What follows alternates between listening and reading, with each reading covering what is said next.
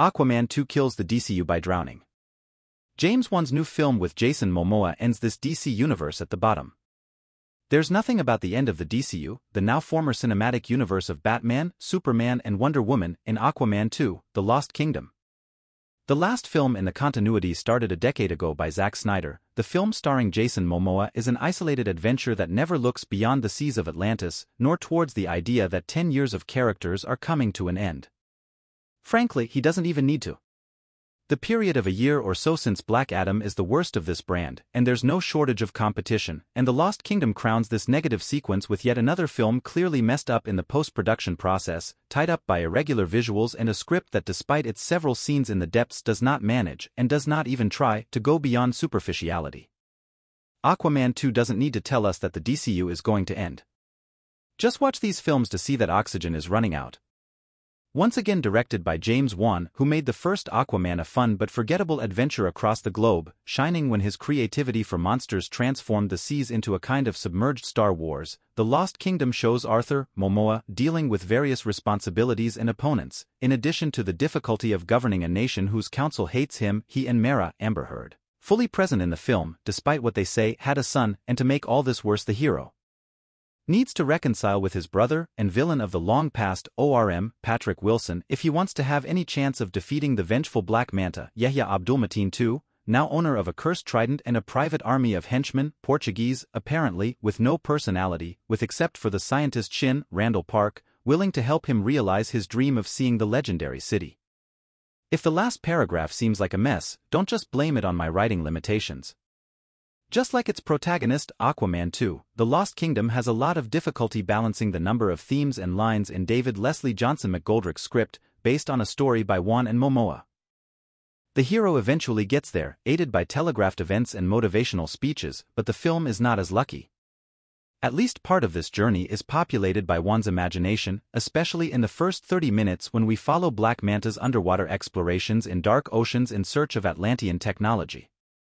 He emerges with the DC version of the One Ring, accompanied by the voice of a Dark King cosplaying as Sauron.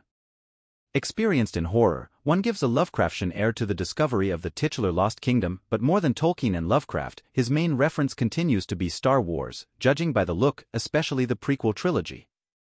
Atlantis has a wide variety of creatures, buildings and colors. It is, in fact, a tsunami of computer graphics that eventually becomes tiring, but one seems to know that in the absence of the photorealism of an Avatar, it is better to embrace the most imaginative science fiction aesthetic possible and have octopuses play the drums, sharks with laser machine guns and seahorses as horses. After this exciting introduction, which culminates with Black Manta's attack on Atlantis, the waters of Aquaman 2 become murky and one cannot escape the need to tell this story, nor the limitations of digital effects artists mistreated by Hollywood studios with a combination of impossible demands and limited time. Before reaching the conclusion, which besides a very well-choreographed trident fight between Aquaman and Araya has no visual appeal, Aquaman 2 sinks into a wave of poorly developed motivations, one-dimensional characters, expository dialogues and poorly explored relationships. Without doing more than his rice and beans, Momoa has fun when he gains an unlikely comic partner in Wilson, by far the highlight of the film and the only one who seems happy to be in it, but Arthur and ORM's relationship follows the most predictable structure possible.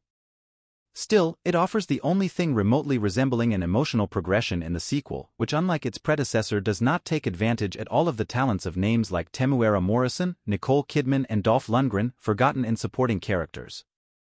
In the other cores, Arthur as a father, as a husband, as a king, Aquaman 2 goes straight from the problems he can't, to the solution he can, faster than David Zaslav trying to cancel another finished Warner Brothers film. This mess becomes even more aggravating given what appears to be Wan and Momoa's true interest. The actor, in particular, is an active member of the community, warning about the dangers of climate change, fossil fuels and neglect of the environment. In Aquaman 2, the dark power of the trident and the melting of glaciers are inseparable, and as obvious as the metaphor is, this is a valid and relevant perspective to insert into a $200 million blockbuster. But whether it's because the nature that Aquaman fights through is nothing more than a mass of mediocre CGI, or whether it's because the script is too busy introducing yet another plot that will be resolved before it's developed, The Lost Kingdom doesn't delve into that or anything else.